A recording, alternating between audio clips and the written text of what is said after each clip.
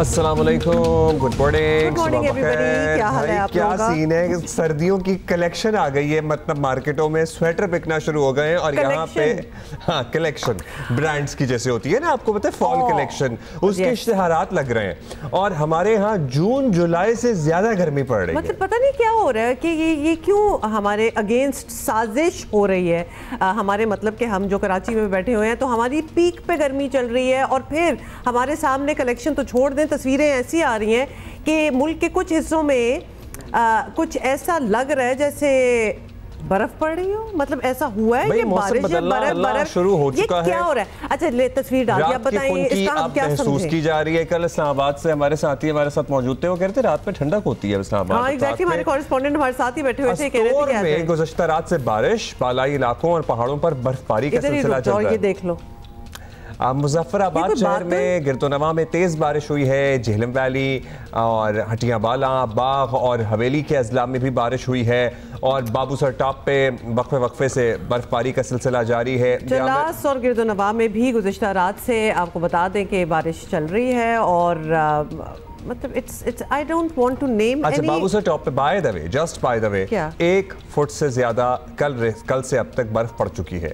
सो वहाँ ये माहौल है और यहाँ ऐसा माहौल है कि आप अगर दोपहर 12-1 बजे बगैर कोई छतरी या अपने आप को प्रोटेक्ट किए ज़्यादा देर तक धूप में खड़े हो जाएं तो आप झुलस जाएंगे। I mean if you didn't know which month it was और आप कहीं और से आए हैं किसी और खला से और पहुंच जाए कराची तो आपको वाकई लगेगा कि ये जुलाई है या जून है या जुलाई तो अच्छा ही होता है, यहाँ पे मई और जून है। हाँ नहीं वैसे जुलाई इज हाँ okay not October is really bad in Karachi, वो हमें पता चल गया और हर साल लगता है ज्यादा ही गर्मी हो रही है। पता लगता है, फिर हर साल आपके सामने रोना और फिर हम भूल जाते हैं, फिर हम कितने होपफुल लोग हैं वैसे अगर देखा जाए तो हम होप कर रहे हैं। पाकिस्तान क्रिकेट में कल बहुत तब्दीलियां हुई हैं, आपको पता है व्हाइट बॉल के हमारे कोच ग्रेग क्रस्टन आए और आए तो वो 2 साल के लिए थे लेकिन वो 5 माह ही निकाल सके हैं। पाकिस्तान क्रिकेट बोर्ड 1 साल में 3 कोचेस 22 सेलेक्टर्स तब्दील कर चुका है। अब इशारे मिल रहे हैं जैसे जेसन गिलेप्सी भी पीसीबी से कोई बहुत खुश नहीं है, अगर वो भी पाकिस्तान टीम को छोड़ जाते हैं तो हैरत नहीं होगी। पीसीबी के साथ गैर मुल्की कोचेस का चलना हमेशा से मुश्किल रहा है और इस मरतबा भी ये बताया जा रहा है कि बहुत कोशिश की के साथ चल लें, हाँ लेकिन ये तो कुछ ज़्यादा ही जल्दी मेरा ख्याल है मामला जो है ख़त्म हो गया है। गैर मुल्की कोचेस को एक ही शिकवा रहता है कि टीम की सिलेक्शन और दीगर अहम मामलात में उनकी राय को ज़्यादा वजन नहीं दिया जाता। मुल्तान टेस्ट जीतने के बाद गिलेप्सी ने ढके छुपे अल्फाज में कुछ ऐसी ही बात की थी क्योंकि मुल्तान टेस्ट में पहली शिकस्त के बाद टीम सिलेक्शन में कोचेस का इख्तियार ख़त्म कर दिया गया था और उस वक्त उनका क्या कहना था, मुलाहिज़ा फरमाएं। Look, the PCB came out and made some changes after that test match and it was decided that a new selection panel would come in and they would be making decisions. So I was not involved in the decision making, George, so I was just there to, I'm now just the coach on match day strategy, so I just keep out of things now and just focus on the players and getting them ready for cricket.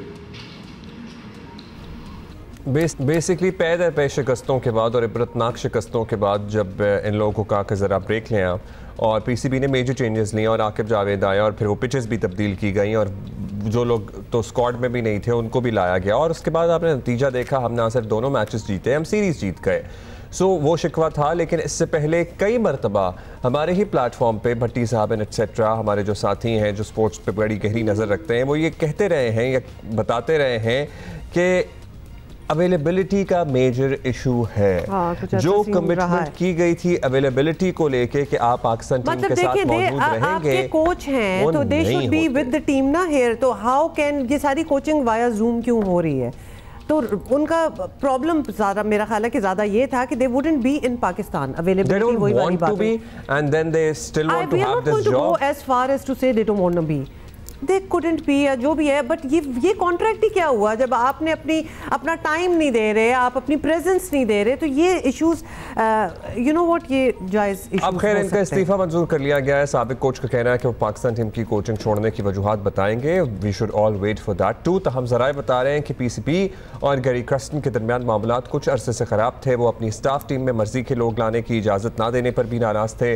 Gary क्रस्टन Aqib Javed तो selection committee की मुदाखलत पर दौरा Australia के लिए हालिया team की selection पर भी खुश नहीं थे, और क्रिस्टन दौरा जिम्बाब्वे के लिए बाबर आजम को स्क्वाड का हिस्सा बनाना चाहते थे। बिल्कुल, और साबिक कोच मिकी आर्थर ने गैरी क्रिस्टन के इस्तीफे पर रद्द अमल देते हुए ट्वीट किया है कि कोच के मशवरे के बगैर टीम सिलेक्शन हो ही नहीं सकती basically, and it makes sense. और इससे पहले जो आप कह रहे थे ना, वो अपने मुताबिक कोई लोग भी लाना चाहते थे, मतलब you are at a position where ये तो होना ही चाहिए कि आप अपने लोग लेके आएँ। तो ये भी ज़रा कुछ हैं दोनों साइडों की बातें जिन पे हम सवाल ज़रूर करेंगे। बहरहाल पीसीबी ने जेसन गिलेस्पी को दौरा ऑस्ट्रेलिया के लिए वाइट बॉल टीम का हेड कोच मुकर्रर कर दिया है, और इस तरह कोचेस की तेज़ी से तब्दीली टीम पर जाहिर है कि ऑब्वियसली अच्छा असर तो नहीं देगी, और पीसीबी को भी अपना जायज़ा लेना चाहिए कि आखिर कोई वजह तो होगी कि गैर मुल्की कोचेस जो है वो मुद्दत पूरी किए बगैर ही रुखसत हो जाते हैं। सो हर किसी को ज़रा रिफ्लेक्शन करने की ज़रूरत है। लोग टाइम नहीं देते थे, छुट्टी का इशू था, 11 महीने इन्हें यहाँ होना था, 1 महीना की छुट्टी थी, मुश्किल ही यहाँ होते थे, वो भी सबके सामने है।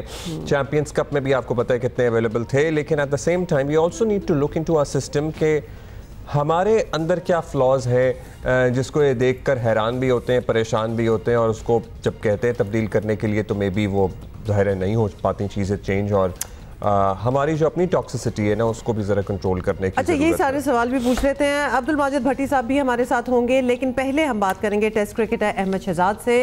अहमद, ये बताइएगा कि आप उन लोगों में शामिल हैं जो हमेशा ये कहते रहते हैं कि पाकिस्तान क्रिकेट बोर्ड को सख्त फैसले लेना पड़ेंगे और ख़ासतौर पर प्लेयर पावर को क्रश करना पड़ेगा। तो अभी फ़खर जमान को कॉन्ट्रैक्ट से निकालना, शाहीन की जो है वो डिमोशन ही आप कहेंगे, इस किस्म के जो फैसले हैं आपकी नज़र में पीसीबी ठीक कर रहा है जो कर रहा है?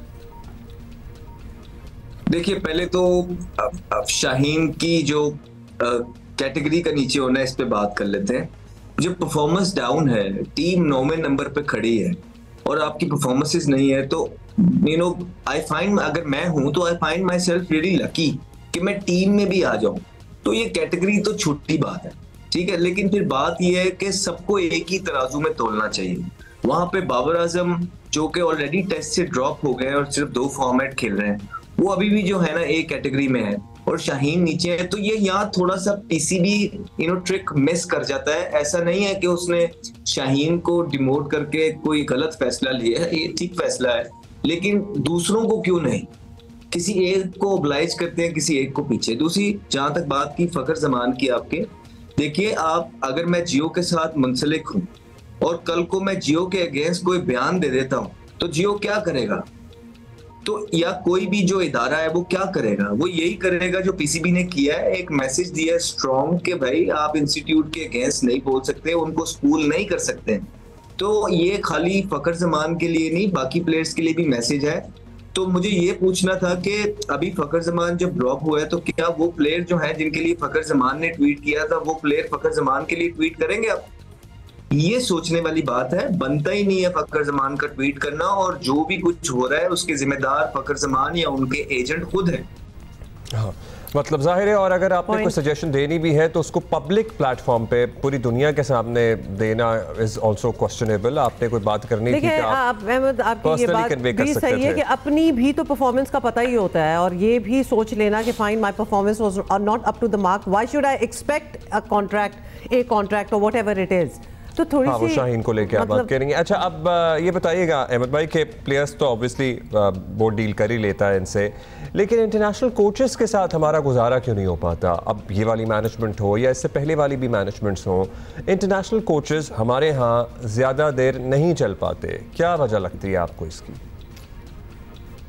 चीजें ये है कि जब हम गैरी कर्स्टन को और गिलेस्पी को लेके आए, तो कोई भी गोरा कोच हमारे रेपुटेशन की वजह पास में जो हम जिस तरह का सलूक करते हैं अपने कोचेस के साथ, उसकी वजह से आने के लिए तैयार नहीं था। वर्ल्ड कप से पहले गैरी कर्स्टन आए और उनके साथ मुआहदा हुआ, और एकदम जैसे ही पाकिस्तान क्रिकेट बोर्ड को कुछ सीरीजें बुरी तरीके से हारने के बाद ख्याल आया कि नहीं यार, इनको तो चीजों का पता ही नहीं है, जो इंटरनल पॉलिटिक्स हैं वो पाकिस्तान के लोगों को ज्यादा पता है, हमें खुद ज्यादा पता है, तो हमें अपने लोगों को पावर देनी है, जो कि ठीक बात है।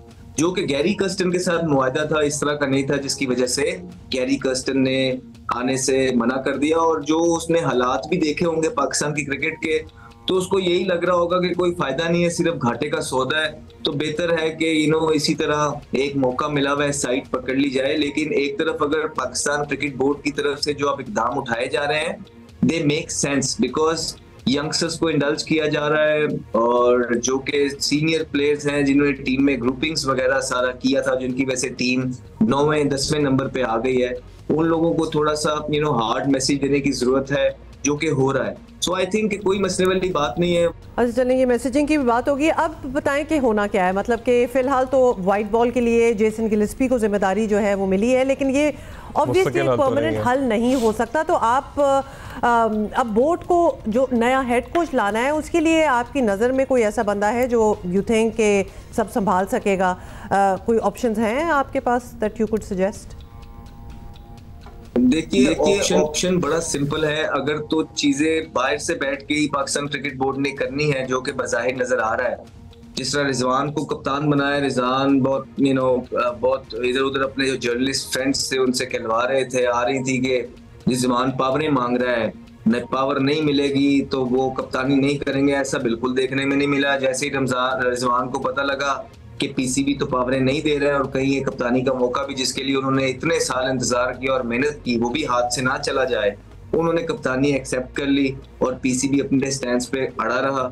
इसी तरह अब पीसीबी ही बाहर से चीजें करना चाह रहा है, तो उसके अगर बाहर से चीजें करनी है तो किसी भी पाकिस्तानी आप कोच को लगा सकते हैं जो कि मुखलिस ऑनेस्ट हो। कोई इतना बड़ा नाम की भी आपको जरूरत नहीं है कि उसका काम फिर सिर्फ यही रह सकता है कि सिर्फ टीम को मोटिवेट करना है और प्रिपेयर करके ग्राउंड के अंदर उतारना है मैच के लिए। तो अगर तो यही सी चीज के लिए तो कोई आप लोकल कोच भी लगा सकते हैं, लेकिन सारी पावरें पीसीबी अपने हाथ में कर रहा है। तो इसका ये जरूर होना चाहिए कि वो जो राइट डिसीजन अभी तक जो पाकिस्तान क्रिकेट बोर्ड लेने की कोशिश कर रहा है, इसी डायरेक्शन पे चला जाए। ऐसा ना हो कि 2 मैच हारे या 1 सीरीज हारे तो फिर बैकफुट पे आ जाए। Alright, Ahmed Shahzad, thank you for being with us. जल्दी से अब्दुल माजिद भट्टी की तरफ चलते हैं। भट्टी साहब, सबसे पहले तो कल हमने ये बात भी की थी, बल्कि हमारी काइंड ऑफ ब्रेकिंग न्यूज़ थी कि आकिब जावेद को कंसिडर किया है फॉर हेड कोच, तकरीबन मामलात भी तय हो गए, लेकिन नहीं हुए। फिर क्या हुआ? मतलब आकिब जावेद रिफ्यूज्ड, उन्होंने खुद ही रिफ्यूज कर दिया क्या? उनको कुछ और जिम्मेदारी मिलने वाली है? जी मुझसे पूछ रहे हैं? जी भट्टी साहब आपसे पूछ रहे हैं। अच्छा देखिए, आकिब जावेद को बिल्कुल पीसीबी बनाने में इंटरेस्टेड था, लेकिन आकिब जावेद का ऑस्ट्रेलियन वीजा का इशू था, उनके पास वीजा नहीं था। 2-3 दिन लग जाते और इनके पास जो फौरी तौर पर एक सोल्यूशन था कि जेसन गिलेस्पी भी कल जो पाकिस्तान के 7 प्लेयर्स रवाना हुए लाहौर से, उनके साथ अपने मुल्क वापस जा रहे थे, तो उनसे पीसीबी ने रिक्वेस्ट की कि 6 मैचों की छोटी सी सीरीज है 3 हफ्ते की, तो जेसन गिलेस्पी मान गए। लेकिन देखिए आकिब जावेद अब पीसीबी में जो चेंजेस होने जा रही है, मैं वो थोड़ी सी आपको बता दूं कि आकिब जावेद को नेशनल क्रिकेट एकेडमी का डायरेक्टर बनाया जा रहा है, और ये जो सारा मामला खराब हो रहा है ना, इसके जिम्मेदार है डायरेक्टर इंटरनेशनल क्रिकेट उस्मान वाला। तो पीसीबी उस्मान वाला को तब्दील करने जा रहा है, उस्मान वाला को पीएसएल का डायरेक्टर बनाने जा रहा है, और नदीम खान जो हैं मोइन खान के। अच्छा वैसे ये मतलब ये क्या रॉकेट साइंस है, ये क्या तुक है कि एक शख्स जिसने एक जगह मामलात खराब किए हैं, अब चलिए उसे पीएसएल दे देते हैं। हाँ, व्हाई नॉट? आप उसे पीएसएल दे देते हैं ताकि पता नहीं वो भी बच पाए या ना बच पाए। ये अब्दुल्ला, इन लोगों के अगर आप कनेक्शन देख लेना तो जाहिर है हमारे मुल्क का जो कल्चर है, ये सियासी बैकग्राउंड से आते हैं ना, तो इनको हटाना इतना आसान नहीं है कि पीसीबी से निकाल दें, लिहाजा कोई ना कोई उनको ओहदा आपको देना पड़ेगा।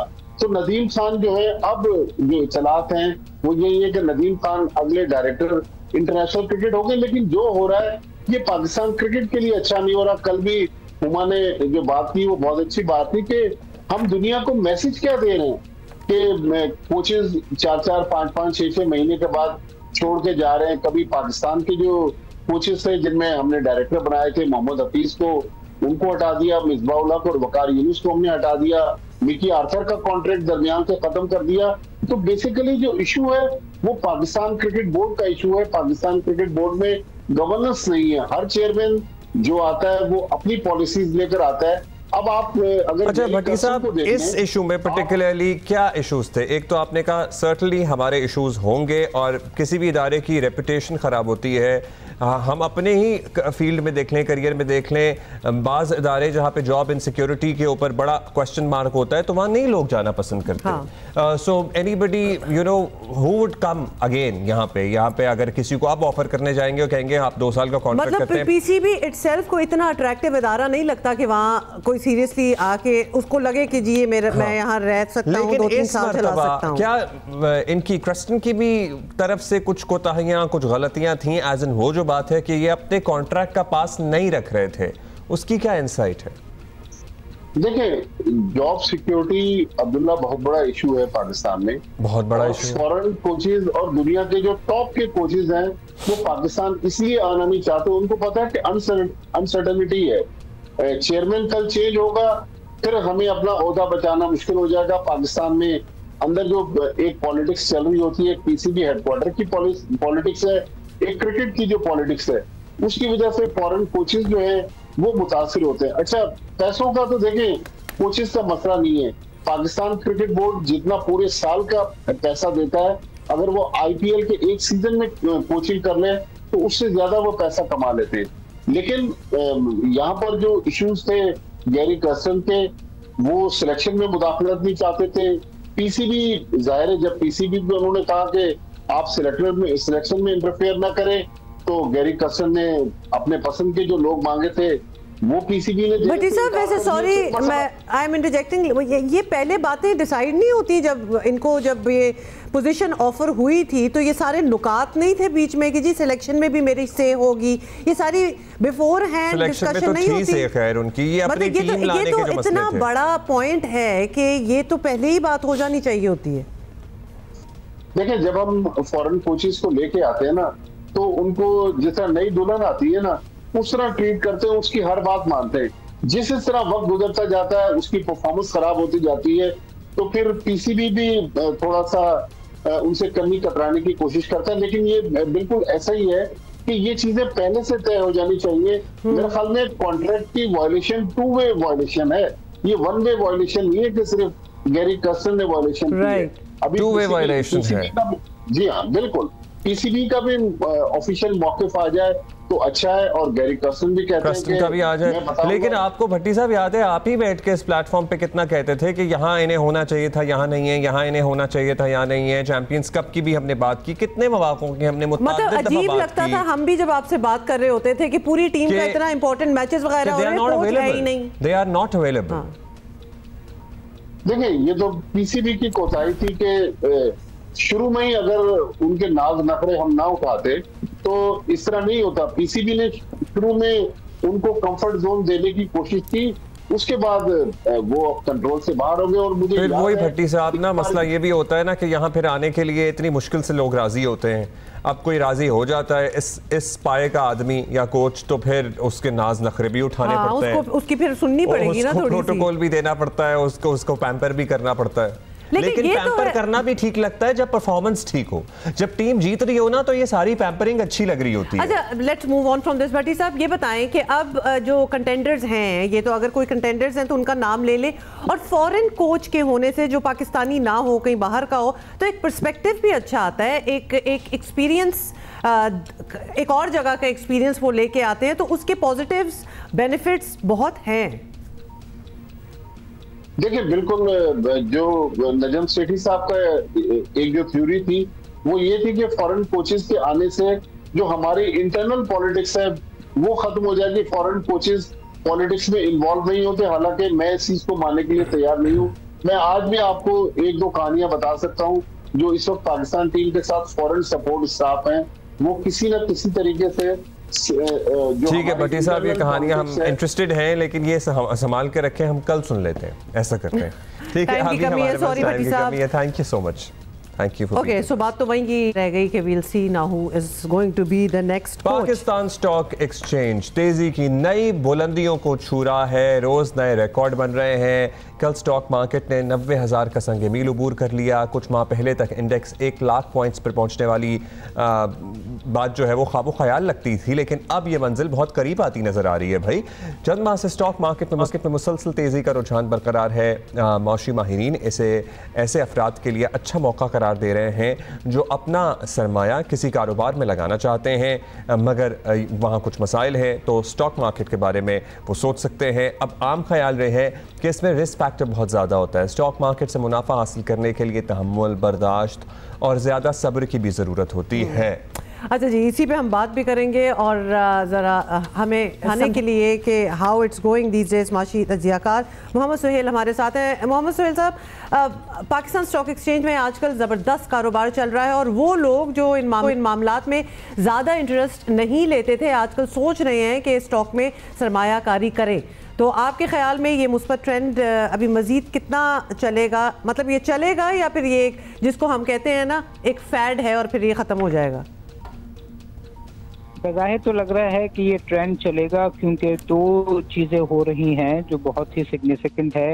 एक तो पाकिस्तान में पॉलिटिक्स हमेशा इकोनॉमी को और स्टॉक मार्केट को मुतासिर करती है, मगर अभी जो अमेंडमेंट पास हुई है उससे माहिरीन ये कह रहे हैं कि बज़ाहिर लग रहा है कि शायद पॉलिटिकल स्टेबिलिटी पाकिस्तान में रहे। और दूसरी जानिब जो हम काफ़ी दिनों से देख रहे हैं कि जो महंगाई की शरह है, इन्फ्लेशन बढ़ने की शरह, वो तेज़ी से नीचे आ रही है। तो सरमायाकार एक्सपेक्ट कर रहे हैं कि अगले कोई 1.5-2 माह में 2 स्टेट बैंक की मीटिंग्स हैं मॉनेटरी पॉलिसी की, तो उसमें 2 मीटिंग की पॉलिसीज़ में हो सकता है कि 3 से 4% तक जो बहुत बड़ा गिरावट है वो शरह सूद में कमी हो। तो ये दोनों डेवलपमेंट्स को देखते हुए लग रहा है कि मार्केट में ये जो बेहतरी की का ट्रेंड जो शुरू हुआ है रिसेंटली वो कंटिन्यू रहेगा। Okay, that sounds encouraging. अच्छा सुहेल साहब, कुछ माह पहले बहुत से माशी माहिरीन ये समझते थे कि PSX 100 इंडेक्स 1 लाख पॉइंट्स की सतह ऊपर कर लेगा, ऊपर कर लेगा। फिर जो हालात बने बहुत लोगों ने उम्मीद लगाना छोड़ दी, अब दोबारा ये चांस नज़र आ रहा है। आपको लगता है टच कर लेगा 100,000? जी, अगर सियासी और माशी हालात अच्छे रहे, इसी तरह रहे, और जो पाकिस्तान को बाहर से इमदाद और सपोर्ट मिल रही है और IMF का सपोर्ट है, अगर ये जारी रहा तो हमारी एक्सपेक्टेशन है कि 100,000 का मार्क इंडेक्स को दूर कर लेगा। बज़ाहिर तो 100,000 या 90,000 बड़ा महंगा लगता है, मगर अगर प्राइस अर्निंग मल्टीपल में देखें तो अभी भी मार्केट का प्राइस अर्निंग मल्टीपल 4 और 5 के करीब है। जो हमारे माजी का जो ट्रेंड है वो 7 से 8 है, उससे कम है। तो अगर पिछले सालों से हम अगर कंपेयर करें तो अभी भी मार्केट जो है डिस्काउंट पे अवेलेबल है, तो 1 लाख होना कोई ताज्जुब की बात नहीं होगी। अच्छा, ऑब्वियसली हुकूमत की ख्वाहिश तो होगी कि स्टॉक मार्केट भी ऐसे ही नज़र आए मईशत में और भी ज़्यादा पैसा आए, तो हुकाम ये ट्रेंड गारंटी कैसे कर सकते हैं? क्या इंटरेस्ट रेट में और कमी करने का वक्त आ गया है? इंटरेस्ट रेट में कमी का तो मैंने आपको बताया कि अगले 2 मॉनेटरी पॉलिसी में 3 से 4% मजीद कम होगा, और जिसका अंदाजा हमें काइबोर से लग गया जो 14% हो गया एक ज़माने में, बल्कि एक ज़माने में क्या 1 साल पहले ये 23% के करीब होता था।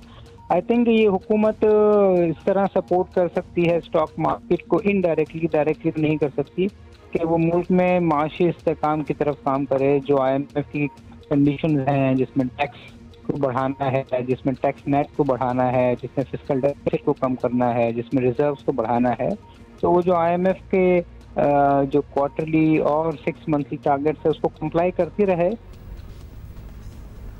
ऑलराइट, बहुत शुक्रिया माशी तजियाकार मोहम्मद सुहेल हमारे साथ। It's looking good, fingers cross that it stage this way. Lahore की बात कर लेते हैं, और लाहौर फ़िज़ाई आलूदगी में दुनिया भर के शहरों को मुसलसल पीछे छोड़ रहा है। मुबारक हो। कल तो हालत ये थी कि बाज़ इलाकों में एयर क्वालिटी इंडेक्स 700 से भी ऊपर चला गया था। यही हालत थी जी बिल्कुल बिल्कुल ऐसा ही चल रहा है। और बताएं आपको कि फ़िज़ाई आलूदगी से शहरी नज़ला, ज़ुकाम, खांसी, ऐसी जो बीमारियां होती हैं, एलर्जीज बेसिकली जो होती हैं, उनका शिकार हो रहे हैं। महकमा तहफ़्फ़ुज़ माहौल पंजाब ने स्मॉग अलर्ट जारी कर, मतलब स्मॉग अलर्ट जारी कर देने के बाद क्या होता है, स्मॉग के बायस लाहौर में स्कूलों के औकात बदल दिए गए हैं, मगर इससे मसला हल होने वाला नहीं है, क्योंकि फ़िज़ाई आलूदगी जो है वो महज सर्द मौसम का इशू नहीं रहा। अगर आप लाहौर के रेजिडेंट नहीं हैं अभी और आप गर्मी में भी लाहौर जाएं तो आपको फजा में मौलक धुआं नजर आएगा, आता है आपको। इनफैक्ट अभी तो चले ये वो महीने स्टार्ट हो गए हैं जहाँ स्मॉग का वर्ड आप सुनना स्टार्ट हो जाते हैं, ऑल दैट। इससे पहले भी एनवायरनमेंट जो है इट्स पोल्यूटेड, तो pollution is a problem over there. और फिर वो जूं जूं सर्दियाँ आने वाली होती हैं वो स्मॉग की एक शक्ल ले लेते हैं। वज़ीर आला पंजाब मरियम नवाज़ कुछ अरसा पहले खुद कह चुकी हैं कि लाहौर में फ़िज़ाई आलूदगी पूरे साल का मसला बन चुका है, उन्होंने एक्नॉलेज किया। स्मॉग जो है वो अक्टूबर में शुरू होकर फरवरी में ख़त्म हो जाती है, तो ये भी एक गलत कॉन्सेप्ट है। स्मॉग पूरा 12 महीने कभी ख़त्म नहीं होती। जो एनवायरनमेंट को हैज़र्ड्स हैं वो कभी ख़त्म नहीं होते, उनके जो रेमिनेंट्स हैं वो रहते हैं एयर क्वालिटी इंडेक्स की सूरत में। और आप देखें इसने ये किस प्रोपोर्शन तक चीज़ चली गई है कि लोग बीमार होना शुरू हो गए। तो ये कोई ऐसी चीज़ नहीं है जिसको आज ओवरनाइट कोई बटन दबा देंगे तो स्मॉग ख़त्म हो जाएगी। स्मॉग को ख़त्म करने के लिए हमें मल्टीपल इक़दामात उठाने पड़ेंगे, इकट्ठे उठाने पड़ेंगे, साथ साथ उठाने पड़ेंगे, एक दूसरे के साथ उसको कोऑपरेट करना पड़ेगा।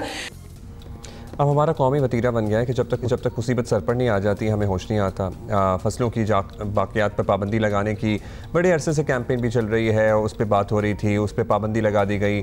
धुआं छोड़ने वाली गाड़ियों की पकड़ दकड़ हो रही है, अभी भी हो रही है, लेकिन बात उससे भी नहीं बन रही। धुआं खारिज करने वाले भट्टों पर भी अरसे से क्रैकडाउन हो रहा है, ये क्रैकडाउन अब भी जारी है। कारखानों के खिलाफ भी एक्शन होता रहा है, मगर हकीकत ये है कि ये सारे इक़दामात नाकाफ़ी साबित हो रहे हैं। You know we need to have a conference जिसमें हम दुनिया से एक्सपर्ट बुलाएं और वो हमें मरबूत एक 10 ईयर प्लान दें कि हमें लाहौर को कैसे बचाना है, बिकॉज ये 1.5 करोड़ से ज़ायद आबादी वाला शहर है।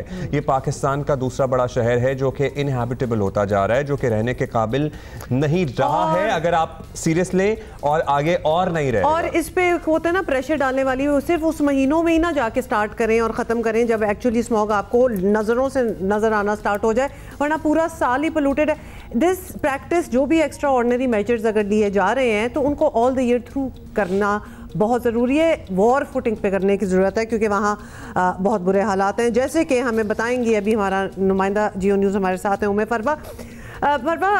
एक तो आपने मास्क पहना हुआ है, हम आपको देख लें। मास्क के बगैर आप निकल सकते हैं लाहौर में आजकल? क्योंकि हमें जो रिपोर्टें हमारी फैमिलीज फ्रेंड्स वगैरह से आ रही हैं वो कह रहे हैं कि कोई ऐसा शख्स नहीं है जिसको कोई एलर्जीज ना हो इस वक्त लाहौर के मौसम की वजह से। बिल्कुल हुमा, आपने बिल्कुल सही कहा। अगर मैं सिर्फ रात की ही एक बात कर लूँ, गुज़श्ता रात में लाहौर का जो AQI लेवल था वो 700 क्रॉस कर चुका हुआ था, इतनी बुरी हालत थी। और आप देख लें कि एंड ऑफ अक्टूबर है और अभी भी लाहौर में पंखे चल रहे हैं, इतनी ज़्यादा गर्मी है। ऊपर से 1 महीने से ऊपर हो चुका है कि अभी तक कोई बारिश नहीं हुई और बारिश ना होने की वजह से पोल्यूशन इकट्ठी होती चली जा रही है और लाहौर की फ़ज़ा में जो आलूदगी है वो बढ़ती ही चली जा रही है। इस वक्त जो एयर क्वालिटी लाहौर का है वो 361 पहुँचा हुआ है और अगर मजीद इसी तरह से सूरत हाल रहेगी तो कुछ घंटों तक हम लग रहा है कि जैसे वो 400 के 500 भी क्रॉस कर लेगा। तो ये लाहौर के अंदर फ़िज़ा की हालत है और कोई भी शहरी, आपने बिल्कुल जैसे सही कहा है कि जितनी आलूदगी है सांस लेना दुश्वार हुआ है और यही वजह है कि आंखों में जलन हो रही है, नज़ला ज़ुकाम हो रहा है, इसके अलावा एलर्जी है, खांसी हो रही है। तो इस किस्म की जो बीमारियाँ हैं कि कोई ऐसा लाहौर का आपको शख्स घर नज़र आ जाए कि शायद वो इस किस्म की एलर्जी से दो चार ना हुआ हो या मज़ीद वो इस तरह की तकलीफ सह ना रहा हो। इसी तरह से अगर हम बात करें, अगर हम महकमा तहफ़्फ़ुज़ माहौलियात की, वो अलर्ट तो जारी कर दिया उन्होंने, लेकिन वो इस तरफ तवज्जो ही नहीं दे रहे कि मास्क पहनना लाजमी है। अच्छा उमे फरवा, ये हमें बताएं, आपने कहा एयर क्वालिटी इंडेक्स और हम रिपोर्ट भी कर रहे हैं वो 700 से भी ऊपर चली गई, तो पंजाब हुकूमत में क्या इस बात को एक्नॉलेज कर रहे हैं, मान रहे हैं कि ये 700 का फिगर जो है वो क्रॉस हो गया है? क्योंकि उनके अपने पैरामीटर्स जो हैं वो क्या बताते हैं? पैरामीटर्स को गौर व खौस करने के लिए एक कमेटी का नोटिफिकेशन भी कल मेरी नज़रों के सामने से गुजरा। शायद वो ये जो इंटरनेशनल AQI हैं उससे मुतमईन नहीं है इतना। जी बिल्कुल, ये अब जो फिगर हम लोग बताते हैं आपको वो एयर क्वालिटी इंडेक्स का वो इंटरनेशनली है, क्योंकि जो हमारे यहाँ लाहौर के अंदर तो हफ़्ज़ माहौलियात का डिपार्टमेंट है, उन्होंने वहाँ पर एक बाकायदा इस फ़ज़ा को मापने के लिए जो है आलूदगी को देखने के लिए एक मशीन भी लगाई हुई है, जो कि उनको यकीनन तोहफ़तन ही मिली हुई है। उसके बाद उन्होंने वहाँ पे वो देखते हैं, जिस जगह पे वो देख रहे होते हैं उसकी एवरेज वो शायद निकालते हैं, और एक दो और जगह है पूरे लाहौर में उनके पास ऐसा कोई सिस्टम नहीं है कि वो हर इलाके के अंदर जाकर या वहाँ पे मशीनें लगाकर वो इस बात की एवरेज निकाल सके कि लाहौर के अंदर आज पूरे दिन इस सुबह के टाइम पे कितनी भी आलूदगी जो है वो है। अगर आप जब भी उनसे बात करेंगे वो यही कहेंगे कि जी ये फसलों की बाकियात है, गाड़ियों का धुआं है, भट्टे हैं, और ये इस पर आप देखेंगे भी कि महकमा तहफ़्फ़ुज़ माहौलियात जो है वो नोटिस ले भी रहा है। चले कार्रवाई भी हो रही, कार्रवाई किस तरह से है, चालान की शक्ल में, जुर्माने की शक्ल में, या गिराए जाने की शक्ल में। अगर इतना सब कुछ हुआ है तो अब तक लाहौर के अंदर तो एयर क्वालिटी बहुत बेहतर होनी चाहिए। That's right. रिजल्ट बिल्कुल जीरो है। अच्छा उमर परवा, एक और चीज हमें बताएं नहीं आ रहा कि लाहौर ऑब्वियसली बहुत बड़ा शहर है, मतलब इट इज स्प्रेडिंग आउट, तो जब हम एयर क्वालिटी की बात करते हैं तो वो स्पेसिफिक प्लेसेस में ज्यादा बुरा हो जाता है और कुछ जगह बेहतर हो जाता है, या ऑल अक्रॉस एक जैसा है? नहीं, आप किसी मर्जी जगह पे चले जाएं, आप देखें किसी पोश इलाके में चले जाएं, वहाँ पे भी आपको यही सूरत हाल नज़र आएगी। फ़ज़ा तो आलूदा है ना आपकी, अब फ़ज़ा तो वही रहनी है, उसमें कौन सी चेंजेस हो जाएगी कि अगर यहाँ पे अलहमरा की साइड पे अच्छी फ़ज़ा है, अगर पोश इलाकों में जा रहे हैं वहाँ फ़ज़ा कुछ और है।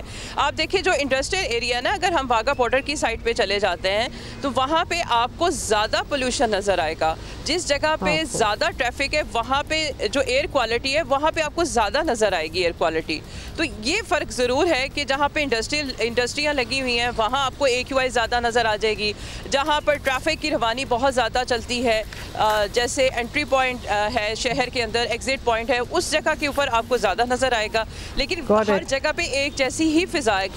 बहुत शुक्रिया। मतलब जो पेट्रोल हम अपनी गाड़ी इस्तेमाल करते हैं, जो पिछले साल भी हम ज़ाहिर है मसला तो चल ही रहा है, स्टडीज़ होती रही हैं, वो भी एक मेजर कंट्रीब्यूटर है to the pollution in the city of Lahore, क्योंकि ज़ाहिर है वो अप टू द मार्क नहीं है क्वालिटी जो हमारे यहाँ अवेलेबल है।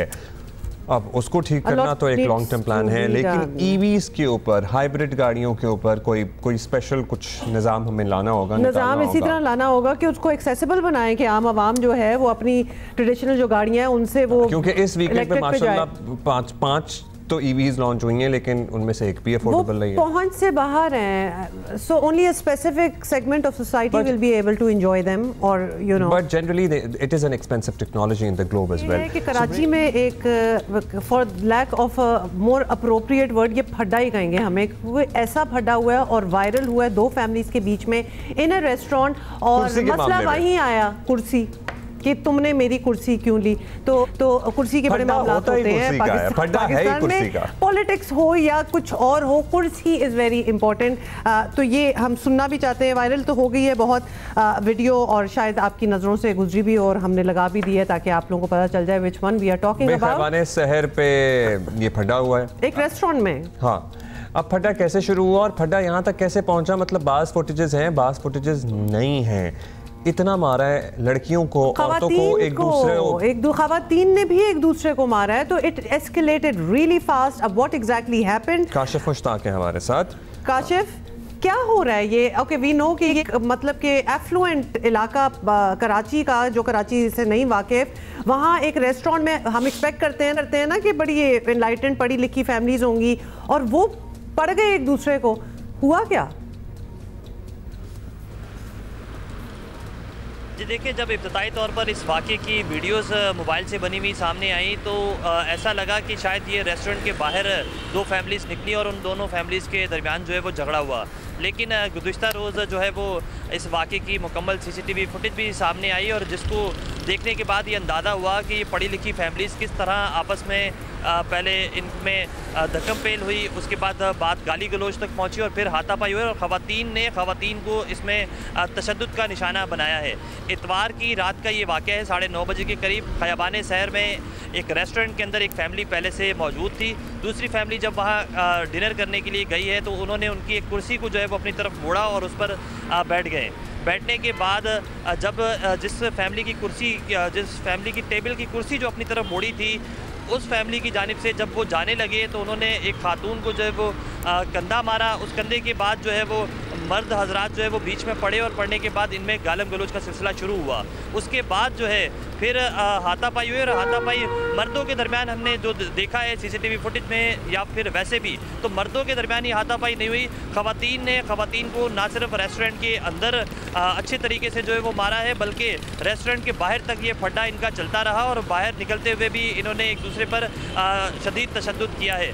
बताया जा रहा है कि दोनों फैमिलीज़ बाअसर हैं। दोनों फैमिलीज़ की जानिब से जो है वो इस मामले को फिर दबाने की कोशिश की गई। पुलिस की जानिब से वाक़े का जो है वो मुकदमा तो दर्ज किया गया है, लेकिन पुलिस भी शायद इस मामले को दबाने की कोशिश कर रही है।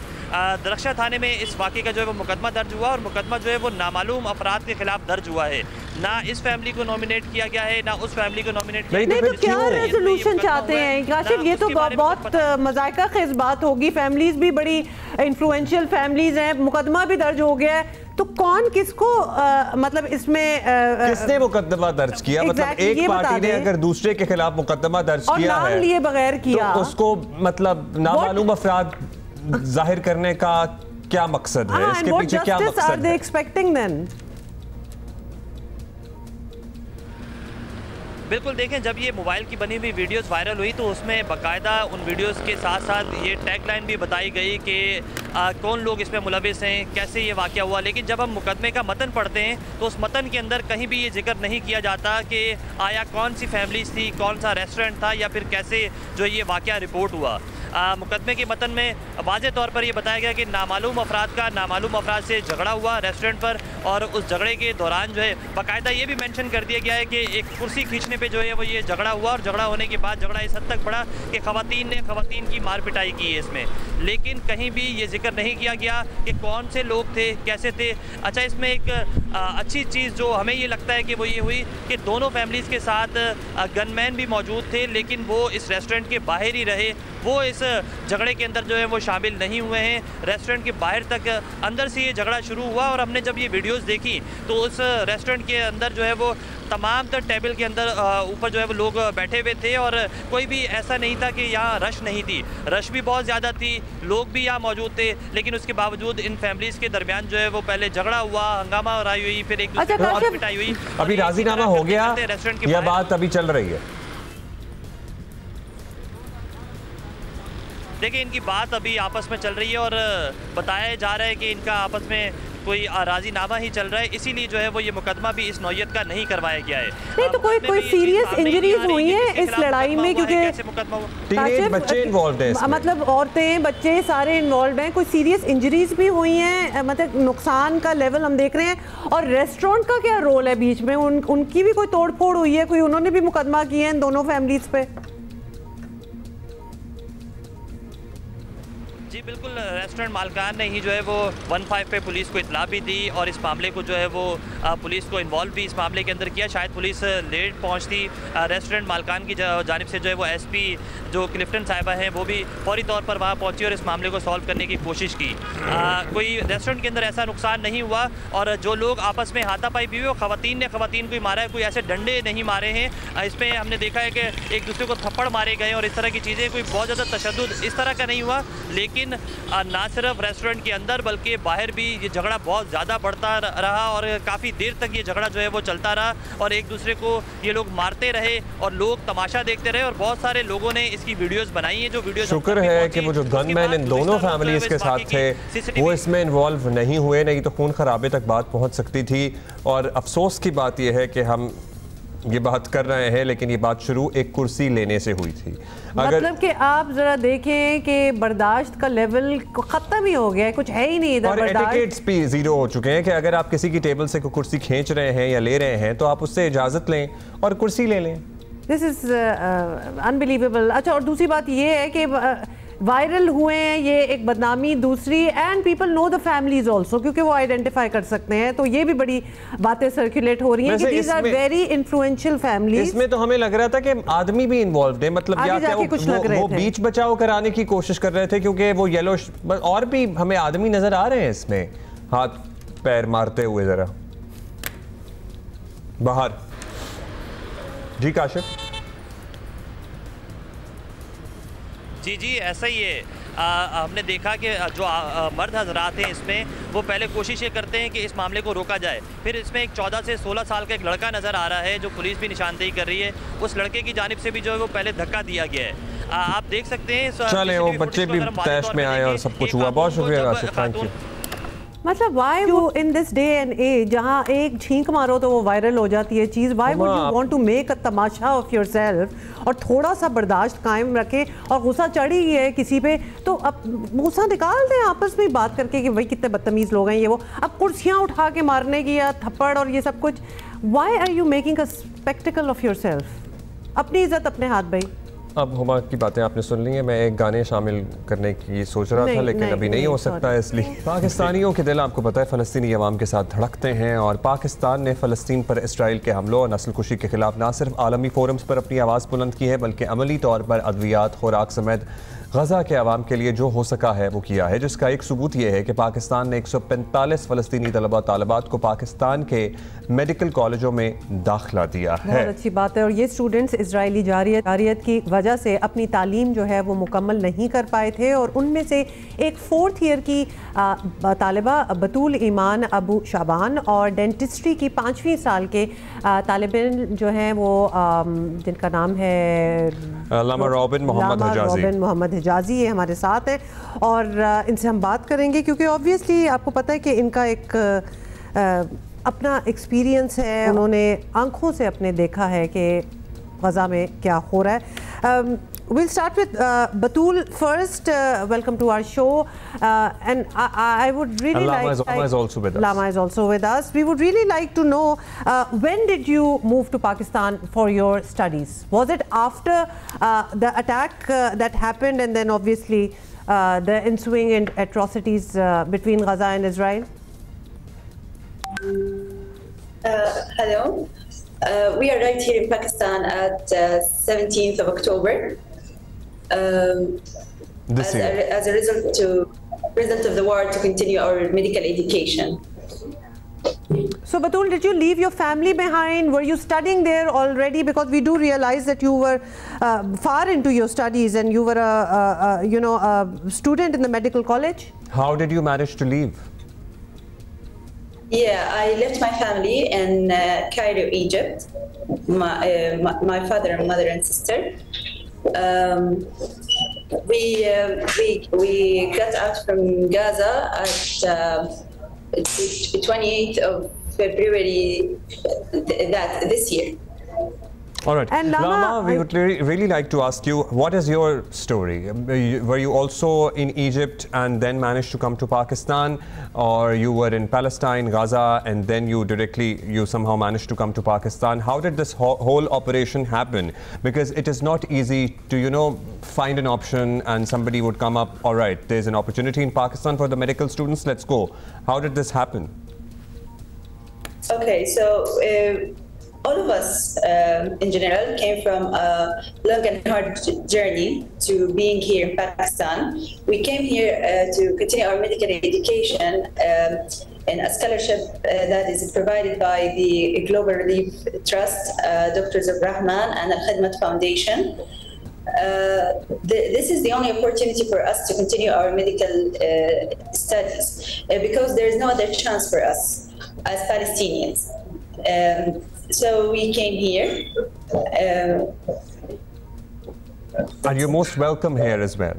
So you came here and you're most welcome here as well. And I hope you continue your studies and, you someday somehow complete your degree and then go back to your home. Exactly, you can go back to your homeland because that is the challenge right now with what all is happening over there. Lama, we would like you, because you have witnessed and perhaps you still have family and friends over there, about what the situation on the ground is and how are people dealing with it. Is everybody trying to escape, or there are some, because there are so many still over there, they are going to stay put?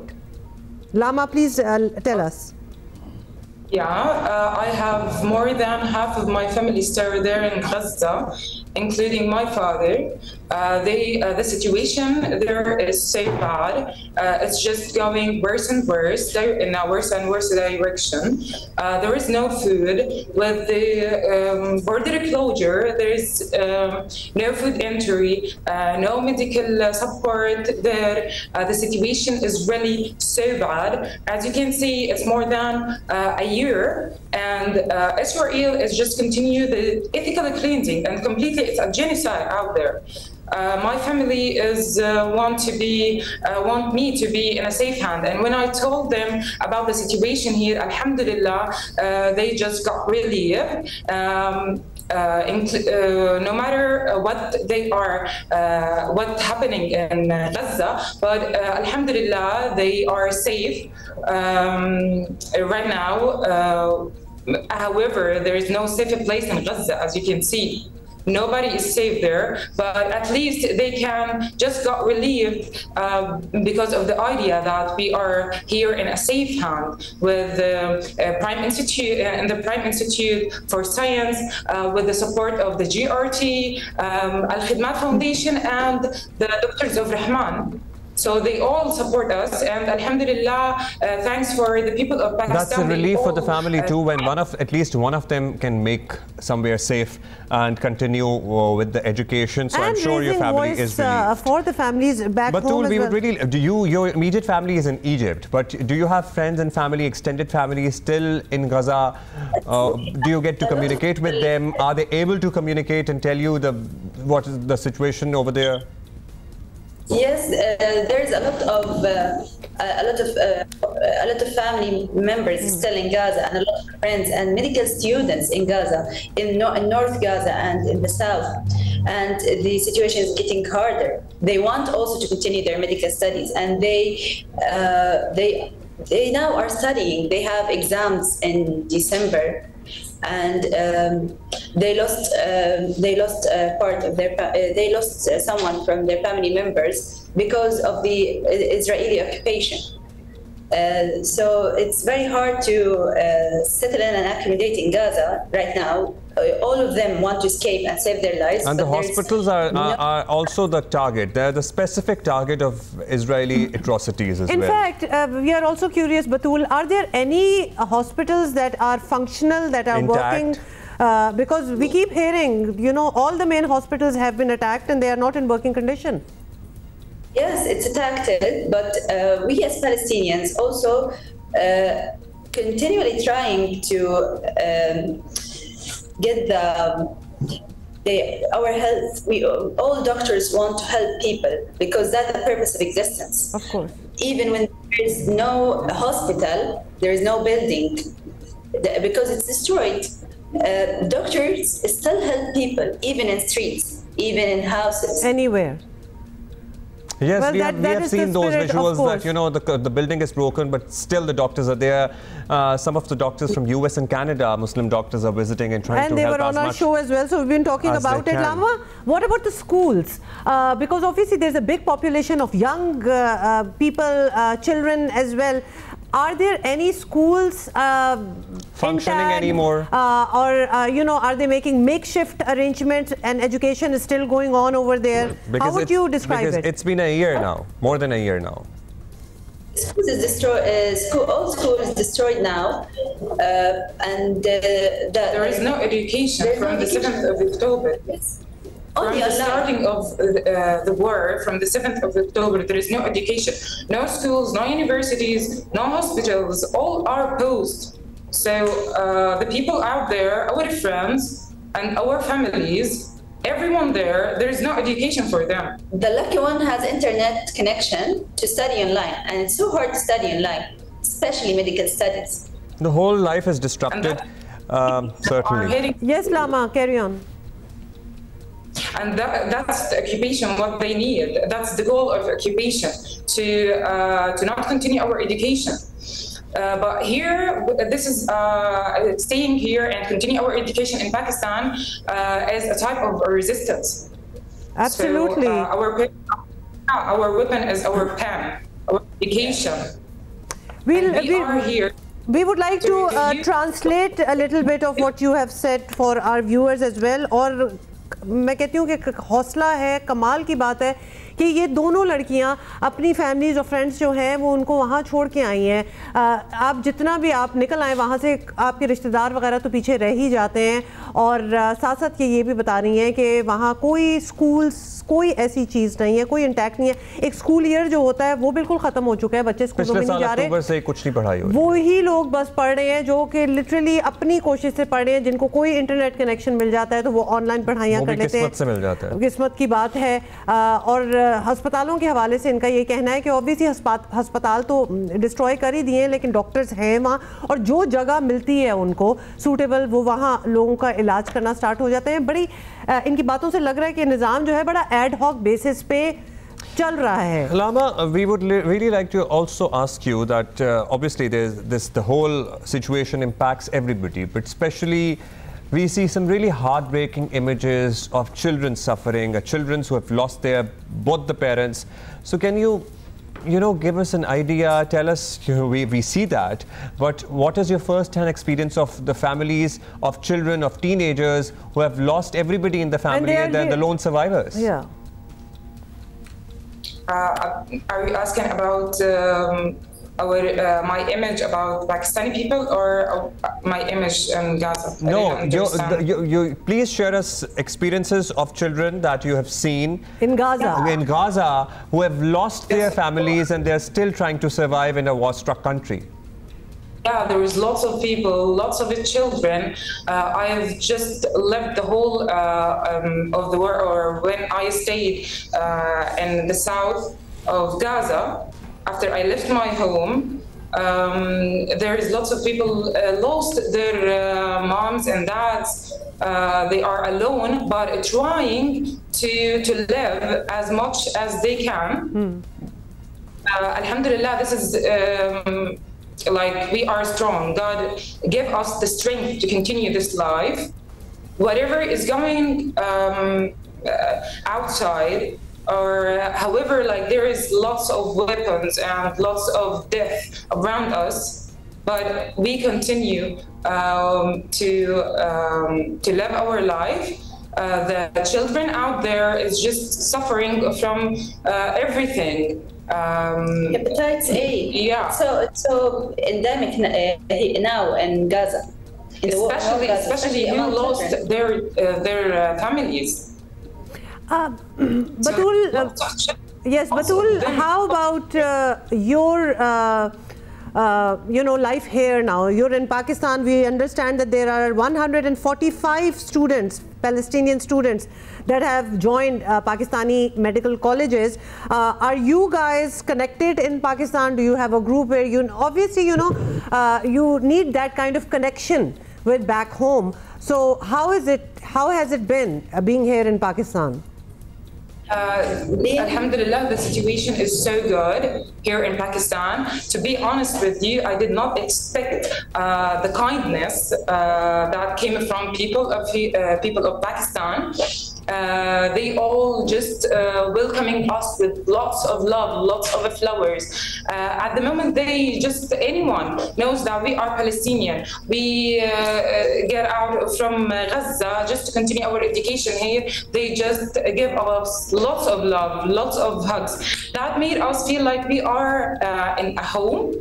It seems like a home. That made you feel like a family, I'm sure. Actually, that's how we feel about Palestinians as well. Batul, your experience, how has it been so far here? We came here in Pakistan to continue our studies. We feel here really like we are home. All of us, yes, all of us lost our houses. But never lost our homes, because homes is not a feeling, it is not a building, it's a feeling of safety and love. So right. And in Pakistan, we felt that safety and love.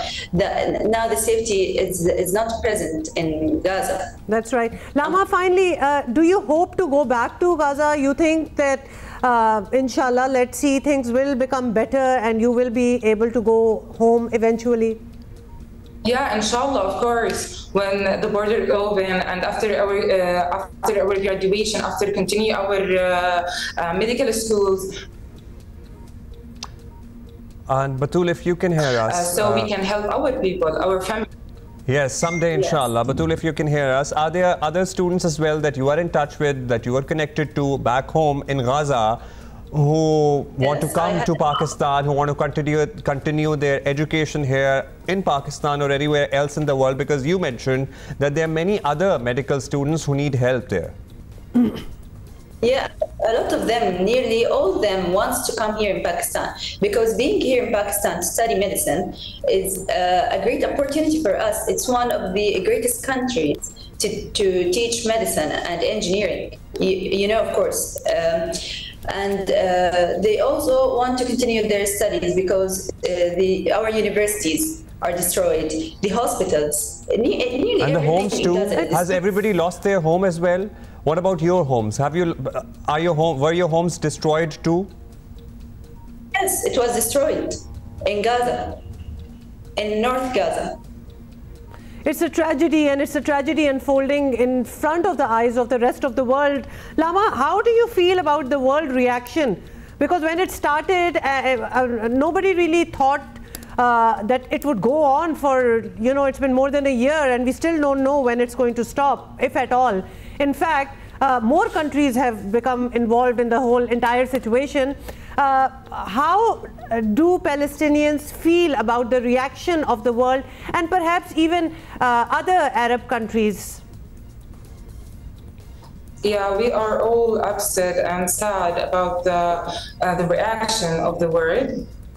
We thought that there is a human rights existence, but actually after 1 year you can see that there is no human rights, and they all kept saying like we don't have anything except dua. But as you can see, Pakistani people help us to, for example, continue our education. Lots of us trying to be with us. Lots of the people around the world trying to be with us, but in general, like, there is lots of people are living in Gaza, and there is no still in need. They're still in need, I'm sure. There is good people in the world, as well as there is bad ones. That's why the war isn't stopped right now. We hope it to stop as soon as possible to get back to our country. Israeli occupation, trying to, for, as I said, an ethical cleansing, and it's for, obviously, it's a genocide in front of the world's eyes, but there is no movement. No one is just moved anything or said anything. It's already more than 1 year, and nothing changes. The situation is just going in a worse direction, and there is no ceasefire till now, as you can see. So we are all sad. We are all upset.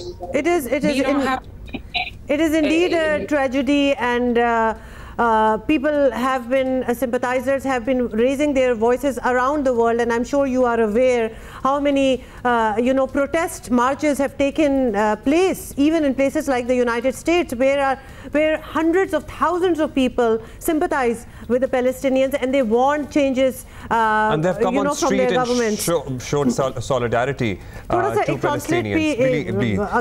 Basically, ज़ाहिर है अपने हालात का बता रहे हैं कि almost everybody has lost their home. घर तो सभी के तबाह हो गए हैं, इनके भी तबाह हो गए हैं. जो बच के निकल सके हैं वो निकल गए हैं. लामा हमारे साथ मौजूद हैं. इनके अपने वालिद और इनकी अपना ख़ानदान वहाँ अभी तक महसूर है, और डॉक्टर्स मौजूद हैं, अस्पताल नहीं हैं, लिटरली गलियों में लोग इलाज कर रहे हैं, और ये अभी भी दुआ कर रही हैं कि ये किसी दिन हालात बेहतर हों और अपने घर वापस जा सकें. What would be your message to the world? Batul and Lama, we would like to ask you both, in this situation where it has been more than a year and Palestinians are suffering. The people in Gaza are literally confined to camps, and they don't have enough food. And even those camps are not safe. They're not safe in their camps. Safe. What is your message to the world?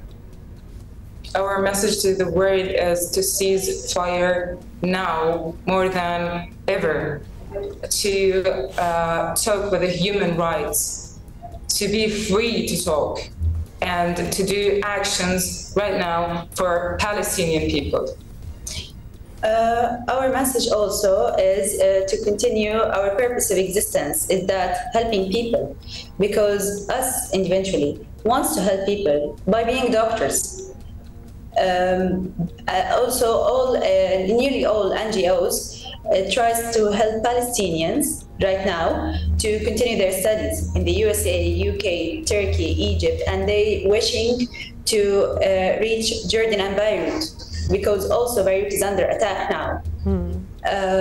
It's a great opportunity for everyone to get help to continue their studies. As Lama said, our weapon is not the gun, it's our pencil, it's our studies, education, by being a good human inside.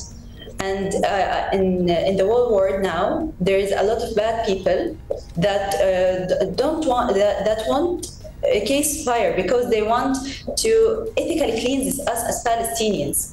But our existence will still present in the world, because that's present in the Holy Quran. Palestine will be free one day, but when? We don't know when.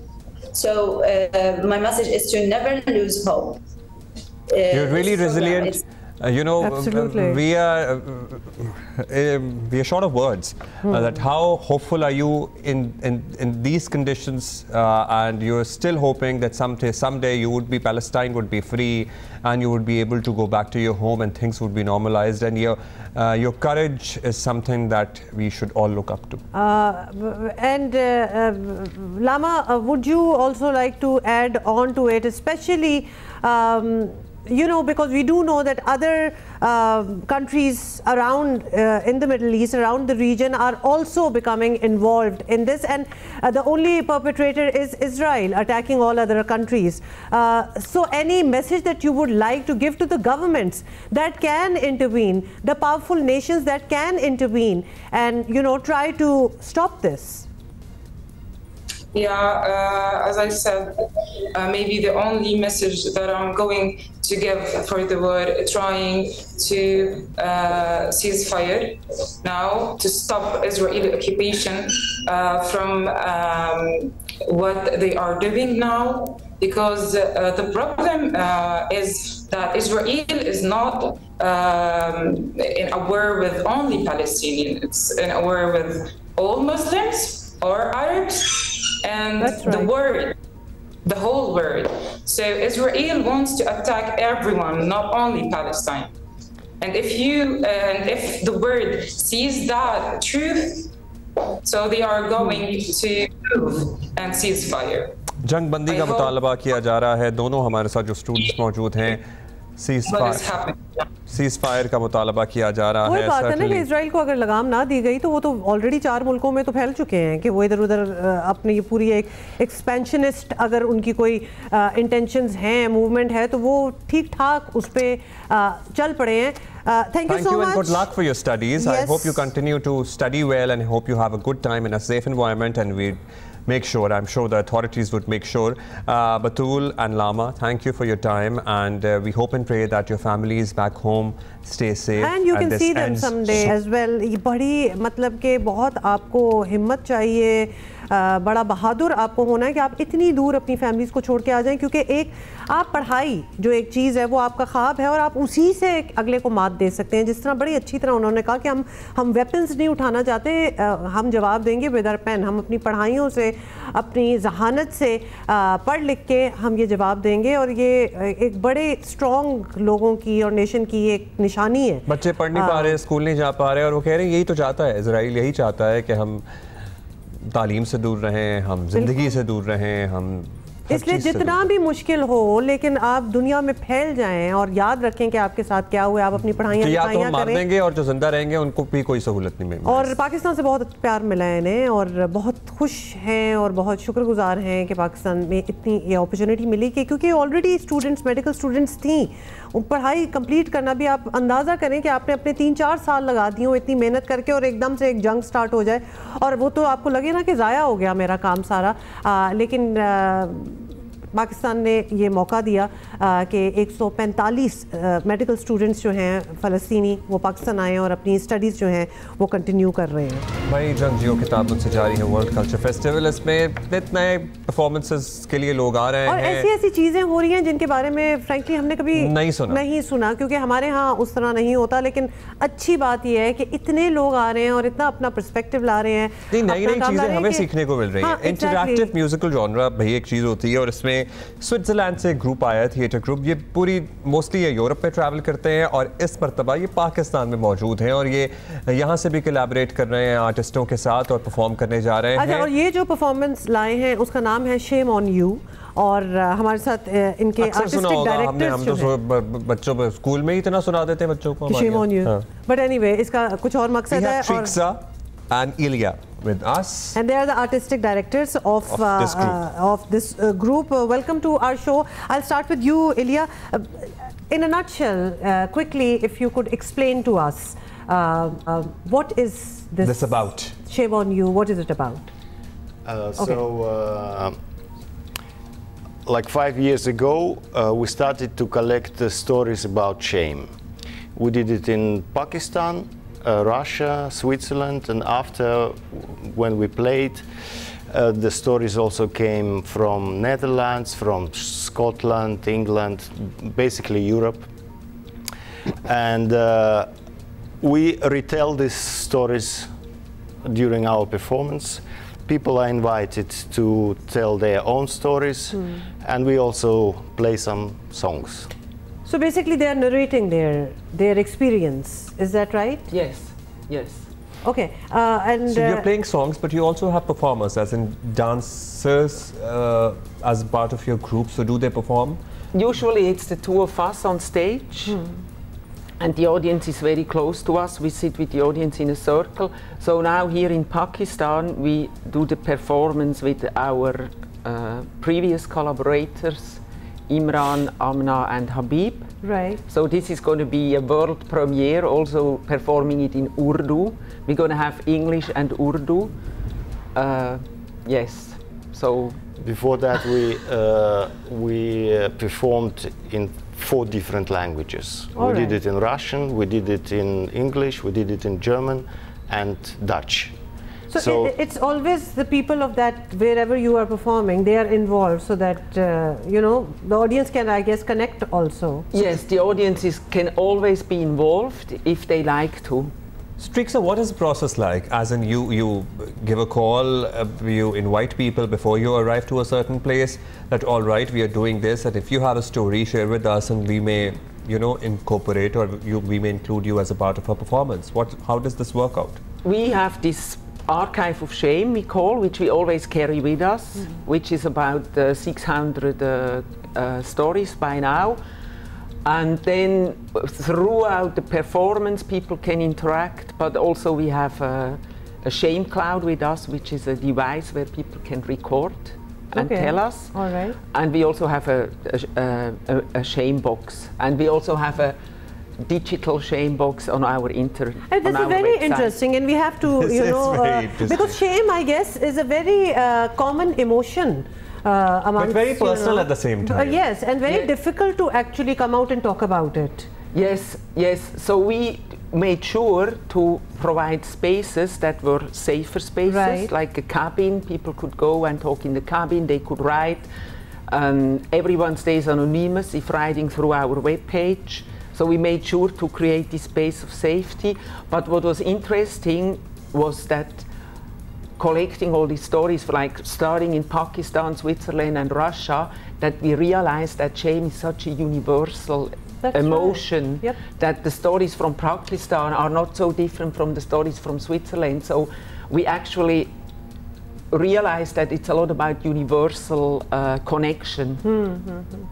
But we also thought that it's also relative, you know, different cultures, different societies treat different things or perceive different things in a different way. Some things are not shameful for some, and which some might things be are shameful for some societies. Yes, that's what we expected, but then it turned out that it was much more the same than similar. There are, of course, some stories where it's obviously more acceptable, maybe from, yeah, and it's but not in it's really universal in general. That surprised us the most, actually. So you are performing. How therapeutic for people to be, you know, finally let it out as well. So you would be performing in Karachi, and then you would be going to Lahore and Islamabad. Yes, and Hyderabad as well. And Hyderabad as well. So it's an opportunity. So unlike other performers जो हमारे यहाँ आए हैं, ये तो महीना इधर रहेंगे और ये काफ़ी बाकी शहरों में भी जाएंगे, लेकिन I'm just going to translate a little bit of what you said. एक तो मुझे प्लीज़ बता दें कि शेम को हम किस तरह उर्दू में किस तरह कहेंगे? शर्म हाँ, शर्म आनी चाहिए। शेम यूँ नहीं कहते, जो में शर्म नहीं आती, शर्म आनी चाहिए। हाँ, लेकिन कुछ डीप रूटेड चीज़ें होती हैं जो शायद आप नहीं डिस्कस कर सकते किसी में, लेकिन एक परफॉर्मेंस के थ्रू आप you can let it out और अपना कॉन्शियस जो है उसको आप इजी कर सकते हैं, and that is what they do now. This is so interesting. ये चीज़ें हमने एटलीस्ट वो पहले नहीं देखी, और इस फेस्टिवल के थ्रू जैसे हम कह रहे थे बहुत नए जॉनराज जो हैं वो हमें नज़र आ रहे हैं। सो थैंक यू ट्रीक्सा, thank you, best of luck. Enjoy your month in Pakistan, and when you travel to Islamabad and Lahore and all, you get a better weather. We promise you that. बानी PTI की अहलिया और बहनें रिहा हो चुकी हैं। Adiala jail में मुलाकातों का सिलसिला भी बहाल हो गया है। इमरान खान अब बाकायदा सियासी मुशावरत का हिस्सा बन रहे हैं। पार्टी के लिए हिदायत जारी कर रहे हैं ऑब्वियसली। और कल अदालत में पेशी पर general secretary PTI barrister Salman Akram Raja और अपने legal adviser advocate Faisal Chaudhry में सुलह भी कराई गई है। हाँ, ये बहुत बड़ी बात है क्योंकि इनमें थोड़ी सी लड़ाइयाँ भी होती रहती हैं। और उधर अमरीकी ऐवान नुमाइंदगान के 60 से ज़ायद अरकान ने बानी PTI की रिहाई का मुतालबा करने के लिए अमरीकी सदर को ख़त भी लिखा था, जो सदर जो बाइडन को मौसूल भी हो गया है। फिर तो ये सारी पेशरफ्त हो रही है। कहते रहे कि भाई जैसे ही सदर ट्रंप आएंगे इमरान खान साहब बाहर आ जाएंगे, सो ये पेशगोइयाँ भी की जा रही हैं। बरतानिया में भी ये खतवत वाली जैसी ही एक कोशिश चल रही है। उमर चीमा सीनियर सहाफ़ी हमारे साथ मौजूद हैं, उनसे बात करते हैं। चीमा साहब, मतलब ज़ाहिर है उनकी अहलिया की ज़मानत हुई, फिर उनकी बहनें भी बाहर आईं, फिर मुलाकात भी हो रही है। सो अब PTI तो सर्टनली यही समझ रही है कि ये सब अच्छे इशारे हैं, ये रिलीफ है, ढील है, डील है, क्या लग रहा है आपको? इसको देखने के दो तरीके हैं कि क्या उन्हें उनके साथ कोई डील हुई है या हुकूमत जो है वो बड़ी पुरएतमाद नज़र आ रही है कि उन्हें फ़र्क नहीं पड़ता कि अगर ये रिहा हो जाती हैं बुशरा बीबी या उनको किसी तरह से वो अपने लिए थ्रेट महसूस नहीं करते। तो डील की बातें चल तो रही हैं, और अगर हम अपने एक जो माजी करीब में देखें तो बुशरा बीबी जब भी उनको ज़मानत मिली तो हुकूमत ने उन पर कोई नया केस बना दिया या इमरान खान पर नया केस बना दिया कि जो एक एग्जेक्टिव और जुडिशरी में लड़ाई थी तो उसमें वो नए केस के ज़रिए एक जवाब दे देते थे, और इस दफ़ा कोई जवाब नहीं दिया गया, उनको रिहा होने दिया गया। हुकूमत अगर चाहती तो ये कर सकती थी। तो लिहाजा एक बादी नज़र में ऐसे ही लगता है कि ये कोई डील है या डील है, को उसके बगैर मुमकिन नहीं है।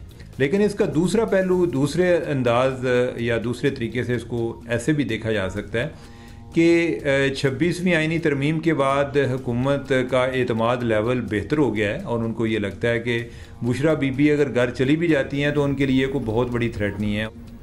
चलिए, बहुत सी चीज़ें तो let's see how they pan out. अब ये बताएं कि 26वीं तरमीम के बाद आजकल कुछ ऐसे दिन हैं कि मजमूई तौर पर अपोजिशन जो है वो थोड़ी सी स्कैटर्ड नज़र आ रहे हैं, लेकिन फिर एक और तरमीम का प्रोजेक्ट जो है वो सामने आने लगा। और अगर हुकूमत इस वक्त एक आईनी तरमीम की तरफ गई तो मुंतशिर अपोजिशन के दोबारा इकट्ठे हो जाने का रिस्क, डोंट यू थिंक कि वो रिस्क बढ़ जाएगा?